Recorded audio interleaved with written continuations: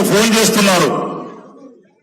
రాకేష్ రెడ్డి గారు, నేను ఒక విషయం చెప్పదలుచుకున్నాను. ఈ దేశంలో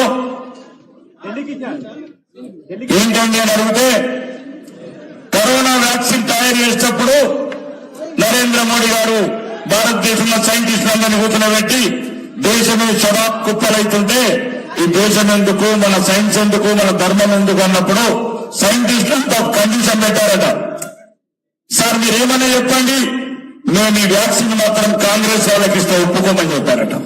ఈ వ్యాక్సిన్ ఇస్తే కాంగ్రెస్ దేశానికి ఎప్పుడు చెలిగట్టుకున్నట్లు అవుతారు కాంగ్రెస్ వాళ్ళని. ఈ రోజు ఒక్కొక్కడు ఈ దేశానికి, ఈ ధర్మానికి ఈ రోజు కూడా ఈ 420 గాడు, ఈ 420 రేవంత్ రెడ్డి ఏమిచ్చాడని తెలంగాణ ప్రజలకు ద్రోహి, గాడిద గుడ్డు కట్టిని గాడిద పేరు చెప్పుకుంటా ఓట్లు అడిగి సిగ్గు లేకుండా తెలంగాణ తిరుగుతున్నాడు రేవంత్ రెడ్డి.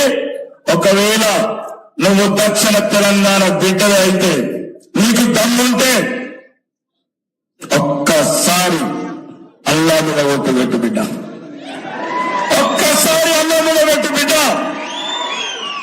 ఒకరంతడిగా ప్రోత్సహిస్తే రాముడు మీ తండ్రా, సీతమ్మ మా తల్లి అంటారు. అవును, మరి ఎవరి తల్లిని పెట్టుకోవాలరా? మా తల్లిని పెట్టకపోతే సైరాబాలను పెట్టుకుంటామా, ఫాతిమాలను పెట్టుకుంటామా? మా తల్లి సీతమ్మ, మా తండ్రి శ్రీరాములని చెప్తున్నాం.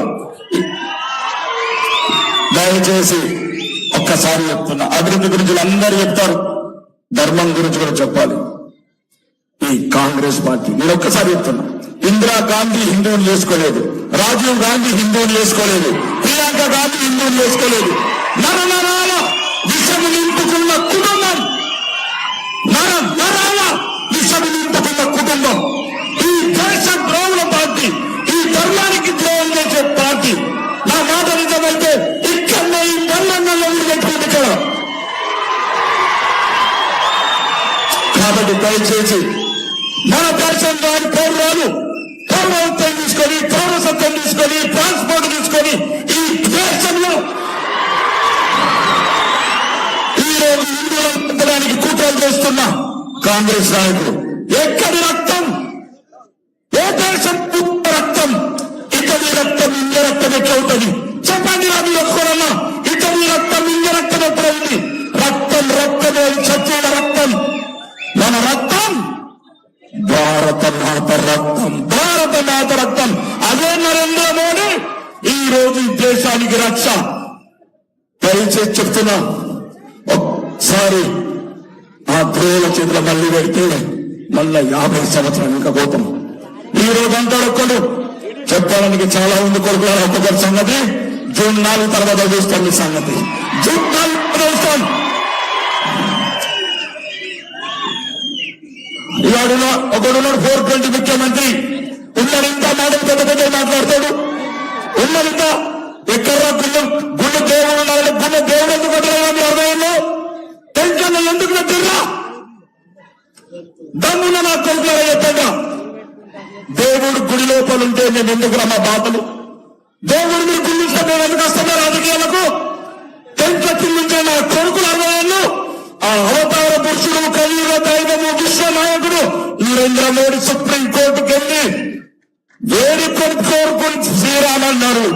శ్రీరామ బాలరాముని, రాములల్లాని జనవరి 22 నాడు 500 సంవత్సరాల నా గురి మేము కట్టుకుంటే ఒక్క నా కొడుకు దయ రాలేదు, ఒక్క నా కొడుకు గుడికి రాలేదు. అరే చెప్పండి, కాంగ్రెస్ ఒక్కరన్నా మీకు రాముడు అందించలేదు, రామ మందిరం అందించలేదు, హిందువులు అందించలేదు, హిందువులను లాభాలంటే నాయకులు ఇచ్చలేదు. ఎందుకు రా శ్రీరామనవ మీకు? ఎందుకు హనుమాన్ జయంతి మీకు? కొడుకులారా, ఈ రోజు దేశం గురించి వస్తాం. నరేంద్ర మోడీ నాయకత్వంలో ప్రతి రక్త పట్టు ఈ నేల మీద చిన్న బిడ్డల నేను నేరలు ఎక్కడ్రా? ఎందుకు ఓటేయాలరా? ఓడేయాల రేవంత్ రెడ్డి వాళ్ళు 420 ముఖ్యమంత్రి అంటారు. పాకిస్తాన్ మనకన్నా అభివృద్ధిలో ముందుందని. అరే 420 ఈ దేశంలో 30 రూపాయల కిలో రొట్టె పిండి తింటారా?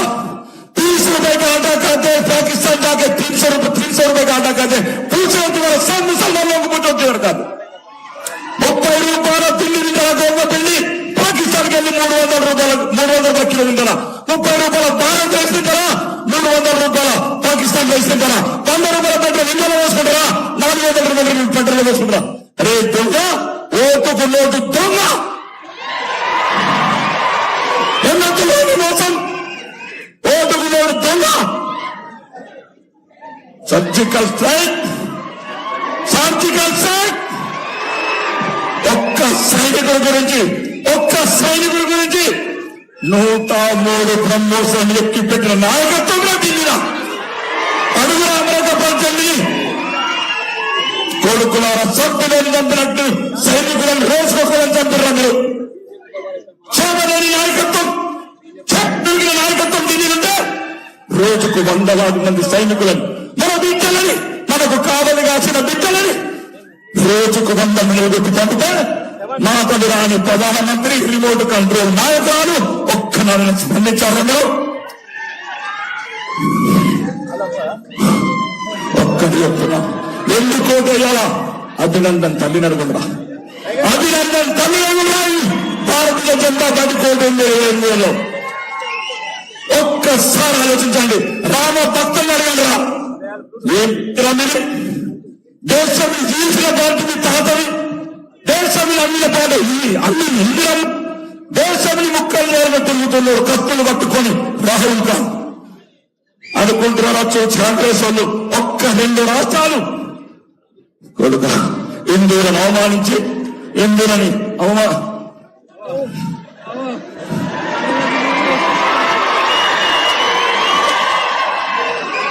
నేనేమంటే దయచేసి ధర్మంతో పాటు మన దైవం ఉండాలి, మన ధర్మం ఉండాలి.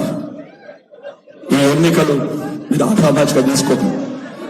ఒక్కసారి నేను మీ కాళ్ళు మొక్కి అడుగుతున్నాను, భారత మాత మీ సహాయం కోరుతున్నది, భారత మాత మీ సహాయం కోరుతున్నది.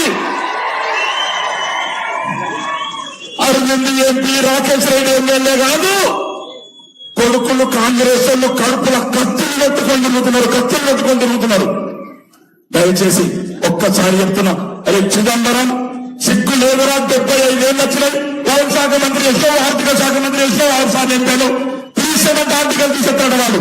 ఇంకొకరు ఉన్నాడు సిఏ తీసేస్తాడు. ఏం చెప్తారా? సిఏ తీసేసి హిందువులను చంపుతాం. ఏం చెప్తారా? 37 ఆర్టికల్ తీసేసి హిందువులను చంపుతాం. అరే నా కొడుకున్నారా, ఒక్కరిని చెప్పండి, మగ పుట్టుక కొడితే మరి ఇంటి తీసుకున్నాను. అయోధ్యల రామ మందిరం ఏం చెప్తారా మీరు? అయోధ్యల రామ మందిరం ఏం చెప్తారు? కుటుంబం పెట్టుకుని ఉన్నారా, గడ్డపారం పెట్టుకుని ఉన్నారా? ఇదన్నా ఏ రోజు మీ బాధ్యతలో ఆ రోజు గడ్డపారంతో శ్రీరాముడు కూడా కొడతారా? కాబట్టి దయచేసి ఈ దేశం మన దేశం, ఈ ధర్మం మన ధర్మం. ముస్లిం సోదరులు